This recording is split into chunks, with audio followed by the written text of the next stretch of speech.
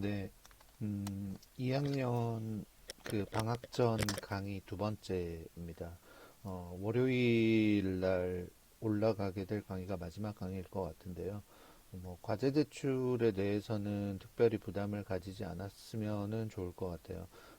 과제 대출을 선생님이 거기다 달아놓은 이유는 그냥 그 몇 명의 학생들이 이 강좌를 들었는지 확인할 방법이 없어요. 그러니까 출석을 확인하는 거는 부차적인 문제고, 일단은 강의 자료를 만들고 난 다음에 몇 명의 학생들이 최소한 강의를 한번 열어보았는지는 선생님들이 아마 모두 다 궁금해 하시는 부분이 아닐까라고 생각을 합니다. 그래서 이제 그런 거를 좀 확인하고 싶어가지고 하는 거고, 어, 강의를 열어보지 않아도 이제 설문지 작성을 한다든지 그런 것들도 물론 가능은 하지만, 가급적이면 학생들이 좀, 음, 도움이 되는 내용이라고 생각을 하고 차근차근 끝까지 한번 들어주셨으면 하는 바람이 좀 있습니다.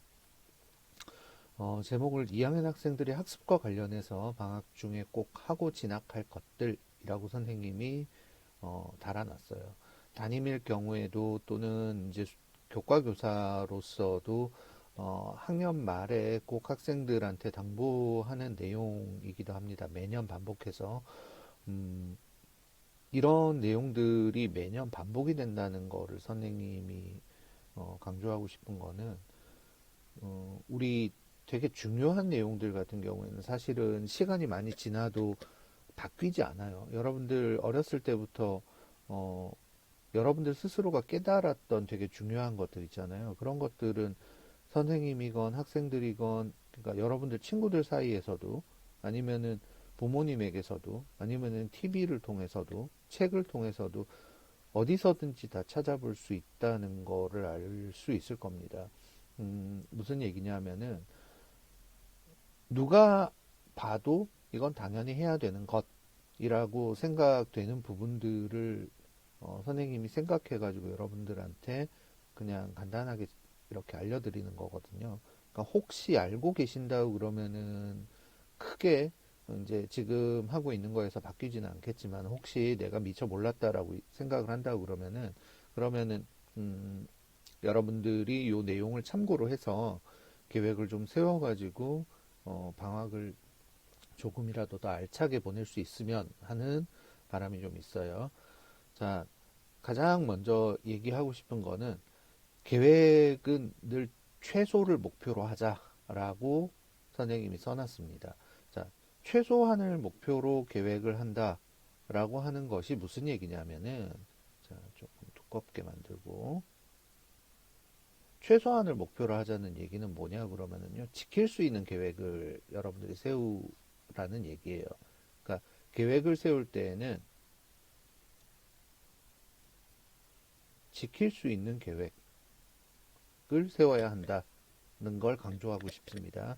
그러니까 왜 이런 지킬 수 있는 계획이라고 여러분들한테 꼭 굳이 강조를 하느냐면요. 어, 내가 계획을 세워놓고 지키지 않는 것이 훨씬 더 치명적이에요. 그러니까 그럴 것 같으면 처음부터 계획을 세우지 않는 것이 좋아요.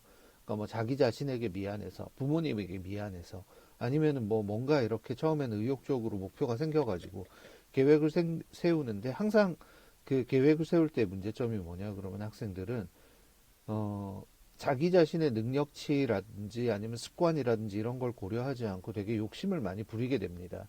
항상 처음에는 의욕이 넘치게 되어 있어요. 그런데 계획이라고 얘기를 하는 것은요, 세우기 위해서 그냥 멋있어 보이라고 세우는 것이 아니라 내가 달성하기 위한 말하자 그러면 로드맵 같은 거란 말이에요. 그래서 계획을 세우면은 지키는 것이 일단은 목표가 돼야 돼요. 계획은 달성하는 것이 목표가 돼야 돼요. 그래서 아래에 선생님이 써놨죠. 지킬 수 없는 계획이 반복되면 실패의 기억이 몸에 밴다라고 되어 있잖아요. 근데 이런 실패가 계속 반복이 되는 경우에는 나도 모르게 어차피 세워봐야 나는 안 돼라는 무의식이 작용을 해가지고 자존감이 저하가 되게 됩니다. 그러니까 자신감이나 자존감이 이런 것들이 낮아지고 그러니까 어차피 나는 안 되는 사람이라는 생각이 무의식적으로 되어 있으면은 결국에는 공부를 해도 안 된다라고 생각을 하니까 학습 의욕이 떨어지게 되죠. 그러니까 공부를 하기가 싫으면 당연히 너 이거 해야지, 응, 알아 라고 하지만은 공부를 안 하게 되죠. 그래서 동기부여가 안 되는 거예요. 그래서 어, 일단은 근본적인 문제가 뭐냐 그러면은 욕심을 일단은 버리고요. 나 자신을 객관적으로 파악하는 것이 가장 중요합니다. 그래서 선생님이 써놨듯이 지킬 수 있는 최소한을 계획해야지 계획을 지킬 수도 있고, 어, 그리고 이제 말이 좀 거꾸로 되어 있는데 능력을 객관적으로 파악해서 계획하는 것이 이제 가능해진다. 라고 되어 있는데 여러분들 지금 중학교 때부터 고등학교 올라와가지고 지금 2학년을 마치잖아요. 그러면 이 정도쯤 되면은 내가 얼마만큼을 학습을 하면 지치는지, 그 다음에 계획을 세웠을 때 며칠이 가는지, 분량을 얼마를 해야 되는지, 그 다음에 뭐 학습과 같은 경우에는 내가 계획을 세웠다 그러면은 며칠 하고 나면은 안 하고 또 며칠 쉬었다가 하고 뭐 이런 것들 있죠. 그런 것들을 잘 파악을 해가지고 그런 주기를 여러분들이 가지고 공부를 할 수 있도록 아예 처음부터 그렇게 계획을 짜는 거예요. 그러니까 매일매일이라고 아래 선생님이 얘기를 해놨는데 사실은 규칙성이라고 하는 것이 가장 중요합니다. 계획에서는 계획을 지킬 때 매일매일도 규칙적인 거고 이틀에 한 번도 규칙적인 거예요, 사실은. 그래서 일단은 계획이라고 하는 거하고 중요한 포인트는 뭐냐 그러면은요, 규칙성이에요. 그러니까 보통 우리가 그 루틴이라고 하는 영어 단어 쓰죠. 그러니까 정해져서 반복되는 것이라고 얘기를 하잖아요. 그러니까 우리 루틴을 만드는 것이 일단은 학습에서는 가장 중요하다는 걸 여러분들이 꼭 기억을 해주시면 좋을 것 같아요. 그래서 밑에 이제 내용들 그냥 간단하게 보고 넘어가면은요. 아무리 작은 계획이라도 내가 그걸 세워놓고 성공했다는 기억이 반복이 계속 되게 되면은요, 결국에는 아까 말했던 그 실패의 기억하고는 반대의 효과가 나타나는데, 어, 이 실패의 기억과는 반대의 효과는 좋은 거는 쌓이면은 좋은 효과가 나타나긴 하는데 한순간에 무너지기가 쉬워요. 어, 성공이라고 하는 것이 계속 거듭해서 반복이 된다 그러면은 너무나 좋겠지만은 우리가 살다 보면은 또 세상에 많은 사람들을 보면은 성공을 하는 사람도 있지만 그 성공이 다시 실패로 이어지는 경우들도 무척이나 많거든요. 그래서 성공하는 것이 쉽지는 않아요. 쉽지는 않은데 그걸 큰 성공이냐 작은 성공이냐로 나눈다고 그러면은 성공은 훨씬 더 쉬워질 수도 있습니다. 그리고 이런 작은 성공들이 반복이 되도록 여러분들이 계획하는 것이 필요하고요. 그러고 자신감이 생기고 자기가 조금씩 조금씩 일단 느는 모습을 확인을 하게 되면은 되게 긍정적으로 3학년을 보낼 수가 있어요. 그래서 이제 밑에서 선생님이 어떤 거를 하면 좋겠다라고 하는 것들을 여러분들이 어, 추려가지고 여러분들이 한번 공부하는 계획을 세워보세요. 어, 학년 초에 선생님이 제일 처음에 여러분들 수업 들어갔을 때 얘기했던 거 기억나는지 모르겠는데 어, 학교 수업을 영어 교사로서 하면서 제일 싫은 거가 뭐냐 그러면은 우리 그 교재 안에 있는 내용들을 거의 이제 설명하듯이 설명식으로 여러분들한테 주는 강의를 매년 반복해야 된다는 것이 사실은 제일 짜증나는 부분이기도 합니다. 그러니까 입시라고 하는 거, 내신이라고 하는 거, 그게 달려 있으니까 조금 더 다양하게 이렇게 시간을 들여가지고 하다 보면은 나중에는 시험 문제를 출제할 내용들이 없어지게 되고요. 너무 쉬운 것만 가르치게 되고, 그리고, 소위 말하는 이제 변별력이 사라져 버리게 되니까 문항에서 학생들이 문제를 다 맞춰버리면은 내신 등급 산출이 안 되게 되는 결과가 생긴단 말이에요. 그러니까 그런 덫에 빠져가지고 그걸 하기 위해서 학생들에게 어려운 내용을 가르친다든지 문제를 어렵게 낸다든지 이런 것들이 교사의 입장으로서는 되게 큰 스트레스이기도 합니다. 음, 그러니까 뭐 입시 제도가 바뀌기 전에는 어떤 과목이든지 이런 부분에서 벗어나지는 못할 거라고 생각이 되는데 일단은 그거를 받아들인 상태에서 여러분들에게 가장 좋은 도움이 되는 내용들을 어, 일단 선생님이 얘기를 한다고 학기 초에 뭐를 얘기를 했느냐 그러면은 익숙해져라 언어다. 언어라고 하는 것은 그냥 반복해서 쓰다 보면 알게 되는 거라고 여러분들한테 얘기했던 기억이 나요. 어, 그러니까 언어를 우리말을 할 수 있는 사람은 미국에 가가지고 내가 한인타운에서만 죽을 때까지 사는 사람이 아니라고 그러면은 영어는 반드시 배울 수밖에 없어요. 왜? 먹고 살아야 되니까. 어디 가가지고 말이 안 통하면 안 되니까 내가 살기 위해서 생존 본능으로 말을 알아듣게 되고 알아들은 말을 내가 사용하게 되고 이렇게 된단 말이에요. 그러니까 빠르건 늦건 간에 어떤 사람은 뭐 1년 만에 영어를 상당히 잘하게 되고 어떤 사람은 뭐 2년이 걸리고 5년이 걸리고 10년이 걸린다고 하더라도 해외에서 거주를 하게 되면 자연스럽게 영어는 늘게 돼요. 그 이유는 많이 듣고 또 어쩔 수 없이 많이 쓰게 되니까 그렇습니다. 그러니까 내가 배워서 공부를 하는 것이 아니라 그냥 익숙해지는 시간들이 그렇게 걸린다라고 생각을 하면 됩니다. 그러면은 거꾸로 얘기를 해서 영어권이 아닌 외국에서 영어를 잘하게 되는 방법도 사실은 똑같아요. 그러니까 학교에서 여러분들이 1시간, 일주일에 2시간 영어 공부하는 거. 그러니까 뭐 지금 2학년 같은 경우에는 실용 영어를 선택한 학생들은 일주일에 6시간을 영어를 보게 되잖아요. 학교에서. 근데 그 영어가 내가 영어를 잘하게 되는데 얼마만큼 도움이 되느냐라고 생각을 하면은 개인적으로 여러분들이 얼마만큼 추가해서 영어를 쓰느냐가 달려 있다라고 생각을 하게 됩니다. 미국을 가게 되면은 내가 집에 가가지고 가족들이랑 얘기를 한다거나 아니면 한국 뭐 프로그램을 내가 향수병에 걸려가지고 보게 된다거나 그런 시간을 제외하고 바깥에서 생활하는 시간 거의 아침에 일어나가지고 이제 나가서 이제 오후에 들어올 때까지라고 생각을 하면은 뭐 10시간에서 12시간 정도를 영어에 파묻혀가지고 생활을 하고요. 집에 와서도 한국 방송이 안 나온다 그러면은 그거보다 훨씬 더 많은 시간을 영어에 노출이 되게 돼요. 그러니까 아까도 얘기를 했지만은 일주일에 6시간, 8시간 이렇게 영어를 하는 것이 아니라 하루에 8시간 또는 10시간, 12시간에 노출이 되는 환경이니까 영어에 그만큼 빨리 익숙해질 수밖에 없다는 거예요. 그러니까 결국에는 내가 우리나라에서도 영어를 잘하게 되는 방법은 최대한 내가 가능한 시간에는 영어를 많이 보도록 많이 쓰도록 하는 것이 가장 기본적인 방법이라고 생각을 하시면 돼요. 그래서 이런 방법들 때문에 여러분들도 많이 들어봤을 거예요. 그러니까 뭐 노래라든지 아니면 영화라든지 드라마라든지 이런 걸 통해 가지고 영어 학습을 한다라고 하는 것들을 많이 들어봤을 텐데 거기서도 역시 중요한 것은 뭐냐 그러면 반복 그리고 익숙해지는 거예요. 그러니까 노래를 했다 그러면은 노래의 가사를 완벽하게 내가 영어로 다 외우고요. 그거를 우리말로 이해하는 것까지 다 되어야지 완벽하게 한 곡을 내가 이해했다라고 얘기를 하는 거예요. 그러니까 한글로 내가 외운다라고 얘기를 하는 건 무슨 얘기냐 그러면은 영어를 들으면 한글의 의미가 머릿속에 자연스럽게 떠오르게 되는 정도라고 생각을 하면 돼요. 그래서 그러면은 그 정도까지 되면은 내가 노래를 부르면서 영어와 한국어를 동시에 경험할 수 있게 되거든요. 그래서 먼저 영어 가사를 외우고 난 다음에 영어 가사가 완벽하게 내가 그냥 멜로디를 들으면 자동적으로 반복 튀어나갈 수 있을 정도가 되면은 영어를 틀어놓고 우리말을 그냥 눈으로 계속 반복해서 보다 보면은요. 그러면 자연스럽게 연결이 돼요. 그러니까 이런 과정들이 영화에서도 마찬가지고 교과서에서도 마찬가지라고 생각을 합니다. 그러니까 이걸 못하는 이유는 여러분들이 학습해야 되는 내용들이 너무 많기 때문이에요. 그래서 어, 선생님이 얘기를 하는 거는 분량을 일단 줄여야 돼요. 여러분들이.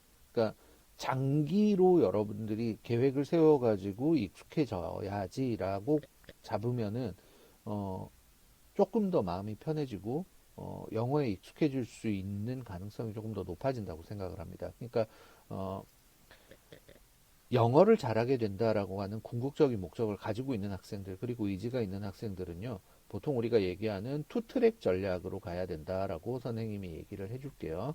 그러니까 투트랙이라고 하는 건 뭐냐 그러면은요.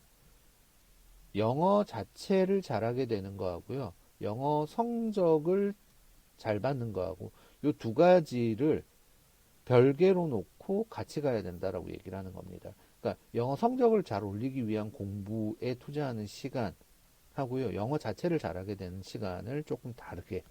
그래서 영어 자체를 잘하게 되는 거는 아까도 얘기를 했지만은 뭐 노래라든지 영화라든지 드라마라든지 이런 것들을 뭐 시간을 정해놓고 하루에 뭐 그 일주일에 한 곡을 매일매일 반복해서 듣는다든지 아니면 드라마 한 편에서 그 클립 같은 것을 영화 클립 같은 것을 또는 드라마의 클립 같은 것을 내가 알아들을 때까지 하루에 뭐 10분 정도씩을 매일매일 반복해서 이렇게 본다든지 듣는다든지 이런 식으로 여러분들이 그러니까 요거는 순수하게 내 그냥 개인적인 욕구를 위해서 영어를 잘하게 만들어야지라고 해서 꾸준히 이렇게 10분, 10분, 10분, 10분 이렇게 투자를 하는 거예요.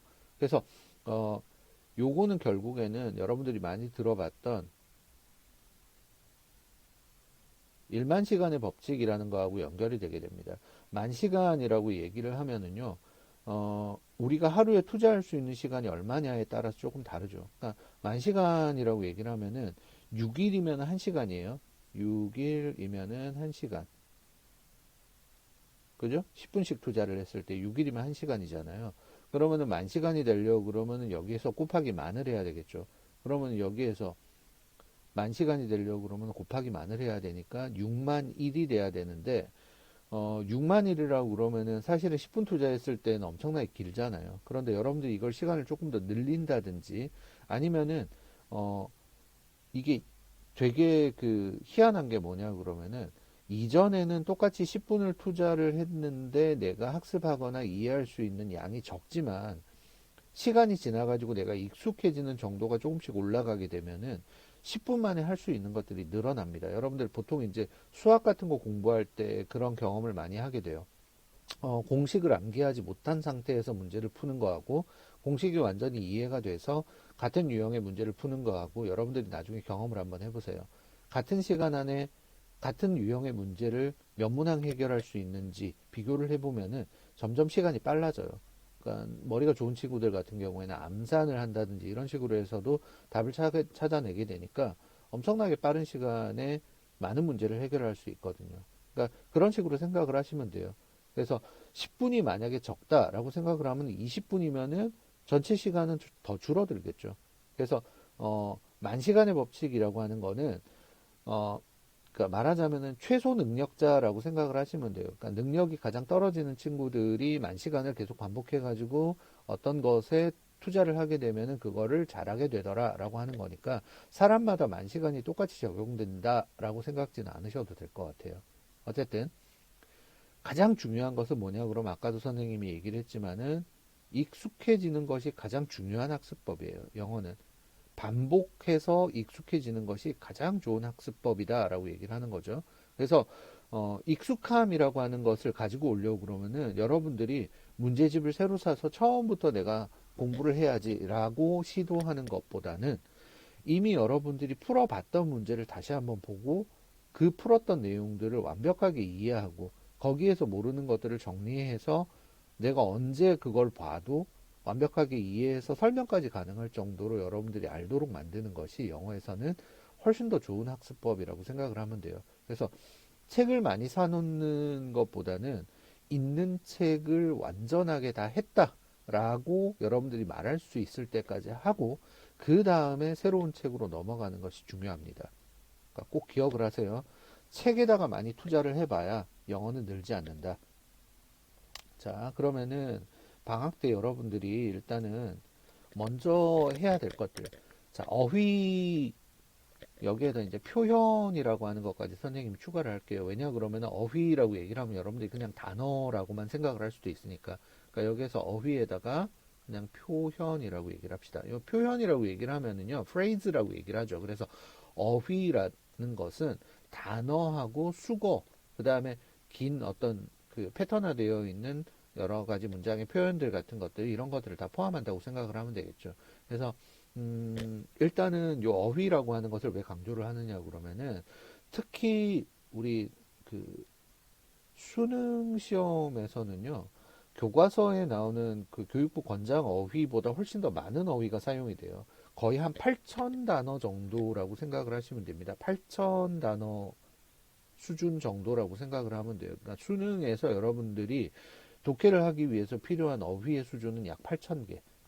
그러니까 보통 우리가 대학교 교양 영어 수준이 만 단어 정도라고 얘기를 하는데 거의 그 정도에 근접했다라고 생각을 하면 돼요. 지금 여러분들이 고등학교에서 그러니까 교과서에서 배웠던 거 또는 뭐 모의고사에서 보던 그 단어하고 수능을 위해서 여러분들 EBS 교재 고등학교 3학년용 수능 완성이라든지 수능 특강에서 나오는 그런 지문 속의 단어들하고는 상당히 레벨이 차이가 많이 납니다. 그래서 지금 현재 우리나라의 수능은요, 무척이나 어려운 단어 수준을 가지고 있다라고 생각을 하면 돼요. 그러니까 거의 원어민들 고등학생들이 봐도 그냥 어 그냥 그 아이들이 익히는 정도의 단어 수준이라고 봐도 거의 무방하다고 생각을 해요. 그래서 일단은 이런 그 교과서하고 수능 어휘의 개수의 격차를 여러분들이 따라가려고 그러면은 최소한 내가 배웠던 거는 일단은 알고 넘어가야지 나중에 새로운 어휘가 나왔을 때 여러분들이 외우는 게 가능하단 말이에요. 그래서 먼저 해야 될 거는 수능 어휘를 책을 사가지고 공부를 할 게 아니라 내가 배웠던 것 중에서 내가 모르는 게 있는지를 먼저 확인하는 작업을 해야 돼요. 그래서 교과서 맨 뒤에 보면 인덱스가 나옵니다. 어휘 리스트가 나오는데요. 그러니까 교과서 안에 있는 이 어휘 리스트의 교과서의 어휘 목록, 요 목록에 있는 것들 중에서 모르는 것이 있는지를 여러분들이 살펴보고 이런 것들을 정리를 하고 넘어가는 게 중요하다라고 얘기를 할게요. 그래서 얘도 마찬가지입니다. 그러니까 분량이 내가 너무 벅차다라고 얘기를 하면 여러분들이 분량을 알아서 정하세요. 그러니까 아까도 얘기를 했지만은 계획이라고 얘기를 하는 거는 어떻게 세워야 된다고 얘기를 했습니까? 지키도록 세워야 된다고 얘기를 했잖아요. 그래서 계획을 세웠는데 지키지 못하는 건 아무 의미가 없거든. 그래서 여러분들이 그냥 분량을 줄여요. 그냥 하루에 한 단어씩만 보자. 아니면은 하루에 뭐 10개씩만 보자. 거기에서 체크표 하는 것이 목표다. 그래서 내가 모르는 단어를 골라내는 것이 1차 목표다. 그럼 1차 목표는 그냥 한 10분 보고 그리고 난 다음에 거기에서 이거 안 해. 이건 모르네. 그러니까 안다 모른다라고 얘기를 할 때 여러분들이 애매한 거는 모르는 걸로 여러분들이 표시를 해야 됩니다. 어떤 단어를 봤을 때 딱 보자마자 단어의 의미가 떠오르지 않는다. 생각을 해야 된다라고 하면 일단은 모른다라고 얘기를 해야지 그래야지 여러분들이 그 다음에 시험 문제 같은 거에서 봤을 때나 서술형 같은 걸 쓸 때에도 완벽하게 쓸 수 있어요. 그래서 어휘 확인을 할 때에는 일단은 내가 바로 보고 떠오르지 않는 거는 무조건 모른다라고 생각을 하는 겁니다. 단 내가 조금 생각해서 답이 나올 수 있는 거는 이렇게 골라놓고 난 다음에 학습을 하면은 머릿속에 조금 더 완벽하게 저장이 될 가능성이 크겠죠. 그래서 시간 투자를 조금만 해도 돼요. 자, 밑에 어휘라고 하는 것에 대해서 단번에 암기하는 것이 아니라 계속 반복해서 익힌다라고 되어 있죠. 자, 단번에 암기를 하는 것이 아니라 반복해서 익히자라고 이렇게 얘기를 해놨는데, 무슨 얘기냐 그러면은 그냥 정리를 하고 까먹어도 된다는 얘기예요. 왜? 수능이라고 하는 것이 여러분들한테 1년이 남아있는데 그 사이에서 교과서도 문제집도 여러분들이 많이 볼 거란 말이에요. 모의고사도 볼 거예요. 그러면은 수능을 볼 때까지 여러분들이 하나의 어휘를 몇 번 정도 반복해서 본다라고 생각을 할 수 있느냐 그러면 최소한 4번에서 5번은 다시 보게 돼요. 그래서 어려운 단어라고 하더라도 내가 일단 처음에는 못 익혔다고 하더라도 그거를 계속 써가면서 완벽하게 익히려고 하는 것보다 일단은 내가 이 단어는 이 문장에서 이런 의미구나 라고 정리를 해놓고 난 다음에 그냥 편안하게 넘어가세요. 잊어버리는 게 당연합니다. 그래서 모르는 어휘를 처음 만나게 되면은요, 노트를 하라고 얘기를 하고 싶어요. 근데 요거는 손으로 쓰는 노트가 자기가 조금 더 안심이 된다 그러면 손으로 써도 되고요. 밑에 선생님이 손으로 쓸 필요는 없다라고 얘기를 해놨죠. 그래서 뭐 고등학교 3학년 중에서는 요즘에 이제 컴퓨터 같은 걸 가지고 다닌다든지 태블릿 같은 걸 들고 다니는 친구들이 많은데 이런 뭐 컴퓨터나 태블릿 같은 데서 정리를 해 놓고요. 휴대가 가능한 여러분들 스마트폰 같은 걸로 연동 가능하도록 설정을 해 놓으면은 그러니까 뭐 구글 같은 걸로 이렇게 설정을 해 놓으면은 어디든지 이렇게 구글 문서 같은 데서는 다 불러올 수 있잖아요. 그러니까 뭐 그 애플 같은 경우에도 마찬가지죠. 그러니까 기기가 바뀌어도 그 애플의 그 아이클라우드에선 다 연동이 가능하니까 이런 형태로 여러분들이 저장을 해 놓으면은 내가 언제든지 불러와 가지고 내가 이거를 기록을 한 건지 안 한 건지 이런 걸 알파벳 순서대로 정리하는 것이 훨씬 더 편하니까 직접 손으로 써가지고 노트를 만드는 것도 일단 가능하고요. 아니면은 컴퓨터에서 정리를 하는 것도 가능합니다. 하지만 정리하는 것이 필요하다. 사전 안에 물론 다 있습니다. 인터넷 사전 같은 거에도 다 있는데 그 다 있다라고 하는 게 함정이에요. 언제든지 찾을 수 있으니까 언제든지 안 보게 돼요. 정말로 필요한 경우에 내가 모르면은 사전을 찾을 수 없어요. 시험에서 여러분들이 사전을 보고 시험 문제를 풀 수는 없잖아요. 그죠? 그러니까 진짜 내가 필요한 경우에는 내 머리에서 끄집어내야 되는데 내 머리에 저장이 되려고 그러면 어떻게 해야 되느냐 그러면은 아까 나왔던 반복해서 익히는 것이라고 하는 거를 여러분들이 다시 생각해야 된다는 겁니다. 그래서 손으로 100번을 써도 외워지는 단어는 몇 개 안 됩니다. 머리에 완벽하게 남아있는 단어. 어려운 단어 같은 경우에는 내가 문장에서도 써보고 직접 작문도 해보고 이런 과정을 많이 거치면은 남들보다 오래 기억은 나겠지만은 그래도 한동안 안 쓰다 보면 잊어버리는 게 당연하게 돼요. 그러니까 요런 단어들 같은 경우에도 여러 번 나와가지고 완벽하게 나의 것이 될 때까지는 그냥 숙성시킨다라고 생각을 하고 다음에 또 만나겠지 그냥 편안하게 이렇게 생각을 하고 학습을 하는 것이 스트레스도 덜 받고 학습 분량도 줄어들게 된다는 거 여러분들이 꼭 기억을 하세요. 그래서 영어는 편안하게 반복하는 것이 학습의 가장 기본적인 방향이다. 자, 두 번째 나오는 건 어휘 정리에 이어가지고 구문이에요. 자, 구문이라고 얘기를 하는 거는 학생들의 독해력 향상에 무척이나 도움이 되는 표현이라고 생각을 하는데요. 그러니까 구문 학습이라고 하는 거는 사실은 일본 쪽에서 좀 많이 유형화되어 있다라고 생각을 합니다. 우리나라에서도 이런 구문들을 많이 강조하는 것들은 예전에 이제 그 영어 교육이 조금 그 체계를 잡을 때 일본에서 출판되었던 영어 관련 서적들이 그냥 번역되어서 우리나라에 나오는 경우들이 되게 많았는데요. 이때 영향으로 요 구문이라고 하는 것을 특화해가지고 책을 많이 냈던 것 같아요. 근데 외국어 환경에서는 이런 구문 학습이 무척이나 도움이 많이 돼요. 왜냐 그러면은 문장의 구조를 수학의 공식같이 이렇게 정리를 해서 그 만들어 놓은 책들이라고 생각을 하면 되거든요. 그래서 어, 수학 공식은 안에다가 숫자만 바꿔가지고 집어넣으면 답이 나오는 형태잖아요. 그러니까 영어의 구문은 뭐냐 그러면은 내가 알고 있는 단어를 거기에다 집어넣으면은 해석이 나오는 시스템이라고 생각을 하면 돼요. 그래서 요런 구문들 같은 경우에도 단어 외우듯이 여러분들이 반복해가지고 계속 조금씩 조금씩 이렇게 학습을 하게 되면은 내가 반복해서 익힌 그 구문들이 독해 문장에 이렇게 나와 있을 때 문장의 해석이 자연스럽게 이렇게 나오는 효과를 거둘 수가 있어요. 그래서 어, 이런 문장 중심의 학습이라고 하는 것이 사실은 독해에서는 무척이나 중요하다. 그래서 단어 외우는 거하고 더불어 가지고 이런 구문을 많이 한번 정리를 해보자라고 강조를 할게요. 어, 아까도 얘기를 했지만 익숙한 것을 바탕으로 해서 여러분들이 학습하는 것이 좋다고 얘기를 했죠. 그래서 이미 학습한 지문들을 정리하는 것이 필요하다. 그리고 난 다음에 어, 두 번째는 어, 학습한 것을 하는데 어, 내가 잘 모르겠는 문장 있잖아요. 내용 파악이 전혀 안 되는 문장들을 일단은 골라내 보는 거예요. 그러니까 이거는 이제 사람마다 영어 학습이 좀 덜 돼 있는 친구들 같은 경우에는 분량이 너무 많아지니까 너무 벅차겠죠. 그러니까 이런 것들은 줄여야 돼요. 분량을 확실하게 줄여야 돼요. 내가 뭐를 언제까지 다 하겠다가 아니라 교과서를 내가 다시 한번 복습을 하겠다라든지 이번 겨울방학 때 교과서에서 기말고사 때 출제되었던 출제 범위 3과하고 사과에 모르는 문장만 정리를 하겠다든지 이런 식으로 여러분들이 범위를 줄여가지고 조금씩 정리를 하면은 다 완성을 할 수가 있어요. 그래서 일단은 너무 욕심을 내서 많이 하는 것보다는 조금씩 조금씩 해가지고 내가 익히는 게 중요하다고 분명히 얘기를 했습니다. 그래서 먼저 이런 문장을 골라보고 난 다음에요.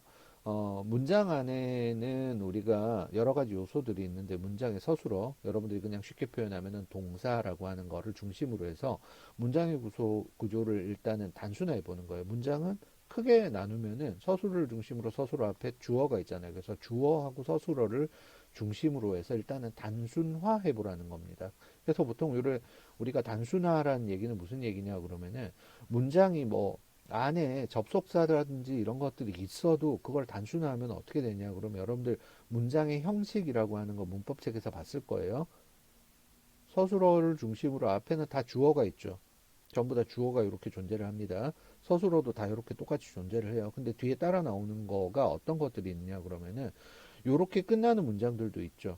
근데 이렇게 끝나고 난 다음에 요 뒤에 수식 어구 같은 것들이 나오는 구조가 있고요. 그 다음에 요런 것들 다음에 보어가 나오는 구조가 있고요. 그 다음에 요런 것들 다음에 목적어가 나오는 구조도 있고요. 그 다음에 목적어가 두 개인 구조도 있고요. 그 다음에 목적어하고 목적격 보어가 나오는 구조도 있어요.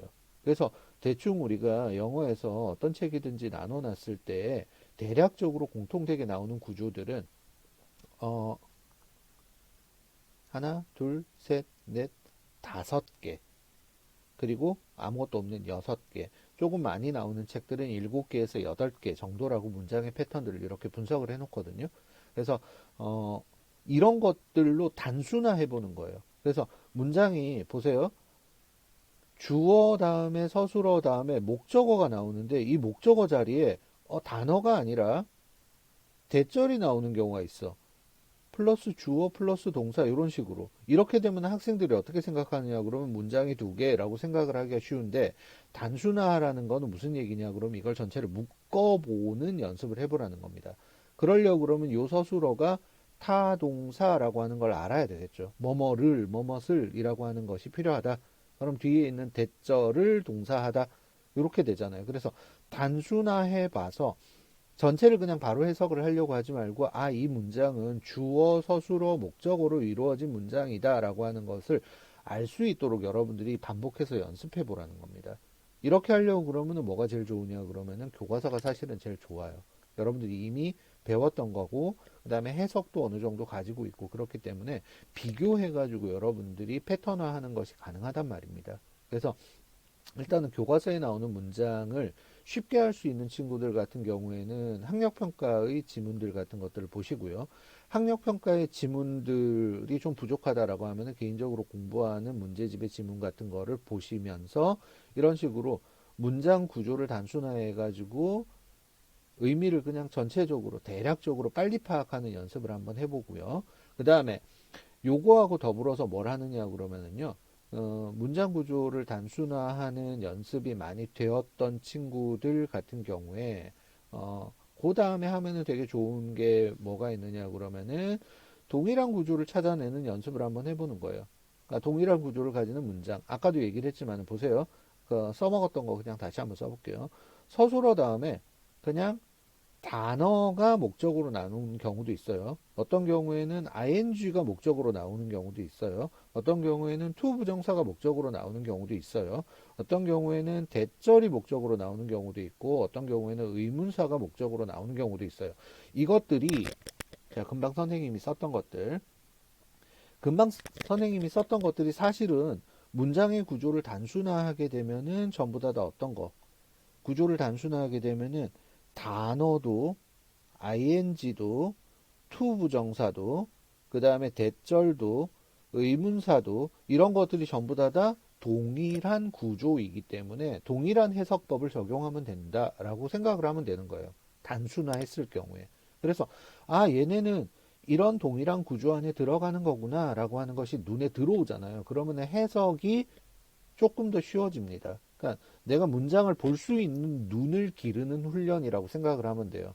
여러분들이 수능 지문을 어려워하는 이유는 단어 하나하나의 해석이 잘 안 되면 불안하기 때문에라고 생각이 됩니다. 그런데 수능 문제는 사실은 이해력이 일단은 필요해요. 그러니까 전체의 내용을 다 파악하는 것은 번역이라고 여러분들이 생각을 하시면 돼요. 그러니까 수능은 내용을 보고 내가 내용을 잘 이해하면 된다라고 생각을 하면 됩니다.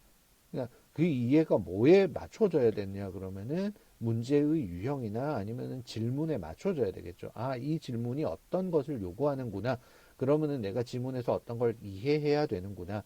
이렇게 하시면 되거든요. 그래서 100% 완벽하게 여러분들이 해석하는 것이 사실은 수능에서는 그렇게 많이 필요하지는 않아요. 그래서 이해력을 높이는 공부를 하는 것이 필요하다. 그러려고 하면은 선생님이 지금 얘기했던 요런 학습을 반복하는 것이 일단은 중요하다라고 생각을 하면 됩니다.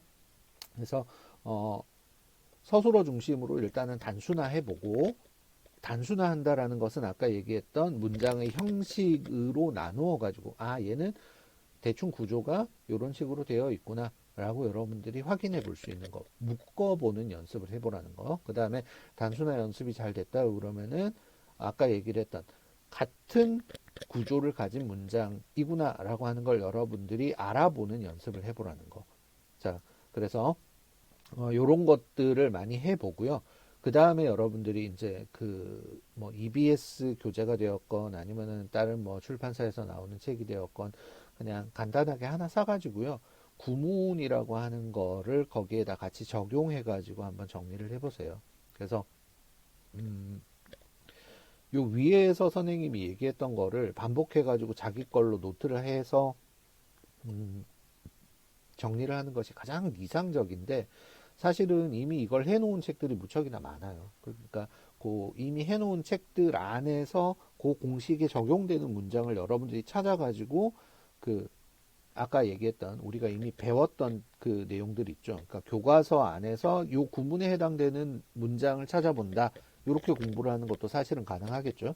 그래서 쉬운 형태가 되려고 그러면은 마지막에 선생님이 얘기했던 구문책을 통해 가지고 여러분들이 그 구문에 맞는 문장이 교과서 어디에 있는지 그걸 찾아가지고 아, 요 구문에선 이렇게 해석을 하라고 그랬으니까 얘도 이렇게 해석이 되겠구나. 그걸 계속 반복하는 연습을 해보는 것도 중요하고요. 그 다음에 이제 그 구문에 맞춰가지고 내가 작문을 해본다든지 이런 것도 도움이 될 거예요. 자, 그리고 나서 이제 마지막입니다. 어, 언어에 대한 얘기. 아까 처음에 선생님이 얘기를 했던 건데요. 마라톤 관련된 얘기는 많이 들어봤죠. 그러니까 선생님이 이제 굳이 설명은 안 할게요. 어, 우리가 그 벼락치기라고 하는 것을 크래밍이라고 얘기를 하게 되는데 하룻밤에 그냥 뭔가를 부수듯이 그냥 막 이렇게 다 막 분절해가지고 머릿속에다가 달달달달 집어넣는 이런 형태의 학습이잖아요. 근데 그렇게 학습하고 난 다음에 사실은 머릿속에 저장이 되면 좋은데 저장을 못하는 사람들이 거의 99%라고 생각을 하면 됩니다. 그래서 시험 직전에만 엄청나게 투자해가지고 밤을 샌다든지 하면서 공부를 하고 난 다음에 성적은 일단 잘 봤지만 실제로 영어 실력은 늘지 않는 이런 형태를 중학교 때부터 계속해서 반복해가지고 수능까지 가게 되는데요. 그렇게 되면은 사실은 음, 다른 진짜로 영어를 잘하는 친구들하고는 경쟁이 절대 되지 않아요. 2등급 정도까지 이렇게 노력해가지고 받는 거는 가능한데요. 사실은 어렸을 때부터 영어를 쭉 해왔던 친구들만큼 영어를 잘하게 되기는 무척이나 어려워요. 그러니까 재능을 타고났다거나 이런 친구들 같은 경우에는 물론 1등급을 받기도 하지만은 사실은 평범한 언어 감각을 가지고 있고 그 다음에 벼락치기만 반복하고 그냥 뻔한 패턴의 공부를 하는 이런 친구들은 성적 향상을 많이 가지고 가기는 어렵습니다. 그래서 벼락치기 하는 습관을 물론 이제 내신에서는 그게 도움이 되니까 그거를 하지 말라고는 할 수 없는데 수능에서 여러분들이 진짜로 성적을 잘 받고 싶다 그러면은 수능 공부는 조금 달라야 돼요.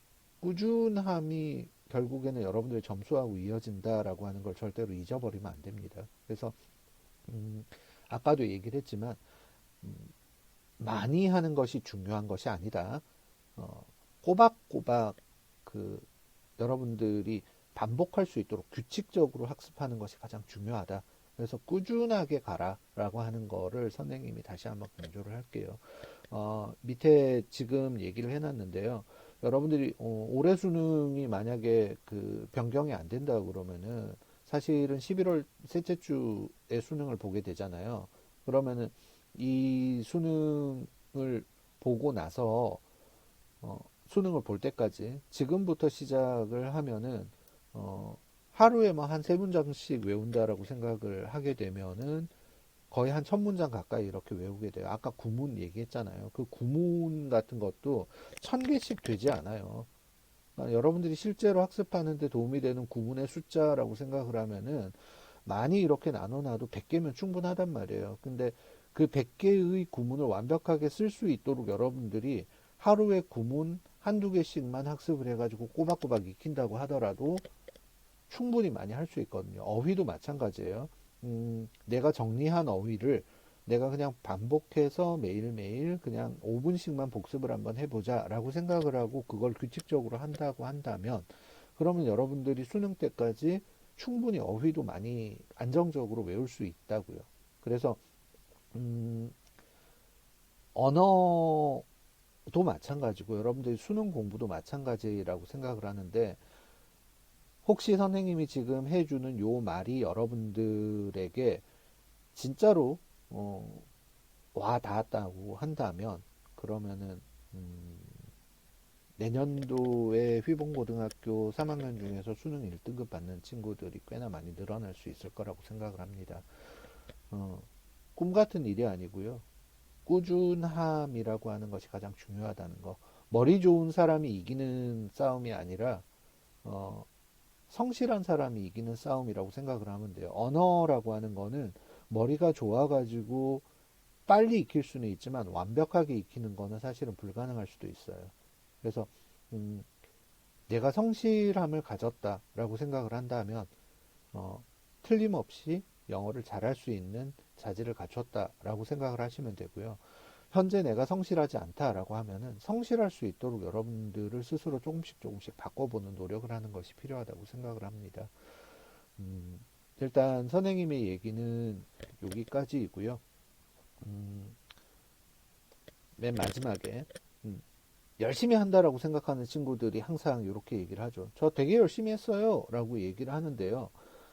어, 닥쳐서 열심히 잠깐 그것도 열심히입니다. 근데 성적이 올라가는 것과 관계되는 거는 그렇게 아까 선생님이 얘기를 했지만 시험 전에 한 달 동안 바짝 이렇게 해가지고 하고 난 다음에 성적이 안 나오니까 아유 힘 빠져요 못하겠어요 라고 하는 그런 식의 공부가 영어 실력 향상에는 도움이 안 된다는 거 다시 한번 얘기를 할게요. 음, 그 열심히라고 하는 거를 조금 나누어서 하세요. 나누어서. 힘 빠지지 않게. 조금씩 조금씩. 내가 이 정도로 해도 사실은 공부하는 걸까? 엄마한테 미안한데, 나한테 미안한데, 랄 정도로. 그래야지 지치지 않아요. 그러니까 그렇게 조금 잡아도 까먹는 사람은 까먹거든요. 오늘 하고 내일 하고, 안 했다. 라고 얘기를 한단 말이에요. 근데 그 안 했다라고 하는 것이 가장 나쁜 거예요.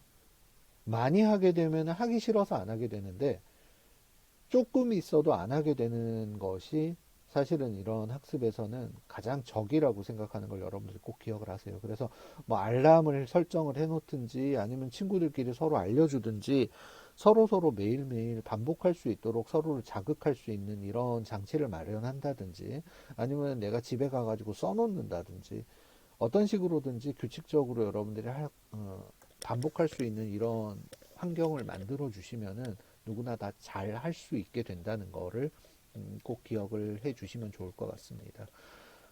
방학 알차게 잘 보내시고요. 다들 내년도에는 적어도 조금씩 조금씩 시간이 지나면서 영어에 있어서만큼은 웃게 되는 휘봉고 학생들이 되었으면 하는 마음을 담아서 강의를 마칩니다. 어, 이제 오늘이 올해 마지막 날인데요. 내년도는 소해해죠. 흰 소해해라고 얘기를 하는데, 음, 그 소의 그 순하고 우직한 기운을 받아서 여러분들도 꾸준히 끝까지 완주하고 좋은 자기의 목표를 이룰 수 있게 되기를 바랍니다. 새해 복 많이 받으세요.